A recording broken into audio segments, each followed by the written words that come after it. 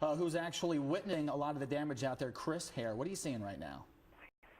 Hey, we're seeing total devastation.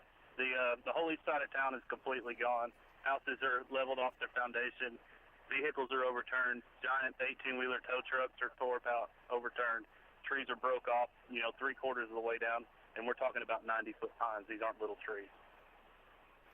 And you were talking a little earlier about this being reminiscent of a tornado that you tracked, I believe about a year ago. It was an EF4. That one, I heard you mentioning that some of these trees snapped right at the base and all the pine needles and leaves ripped right off. Is that true? Yes, that's true. I've noticed in the area we're at now, the fire department's cutting their way down this road, and there's injured people starting to come out now. This is really serious. We're only on the outer edge of this. We're trying to kind of stay out of the way, but the further in you go, the more devastation there is, and there's people coming out that are bloody, people that are coming out that are injured, and they're bringing them out by pickups or however they can.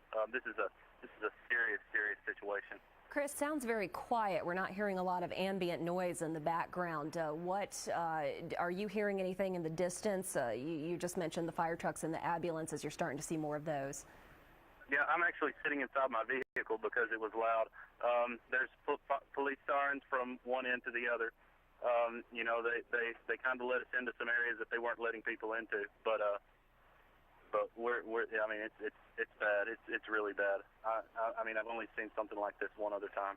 And do you know from where you are in the damage you're seeing if you're in close proximity to a hospital?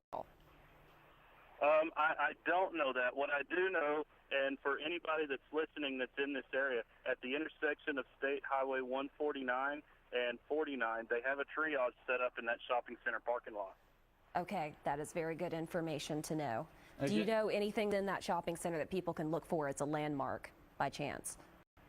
Any shops? Is there a grocery store or just a particular storefront name that people will recognize for that particular shopping center that you know of? It's a grocery store back there. I don't know the name of it.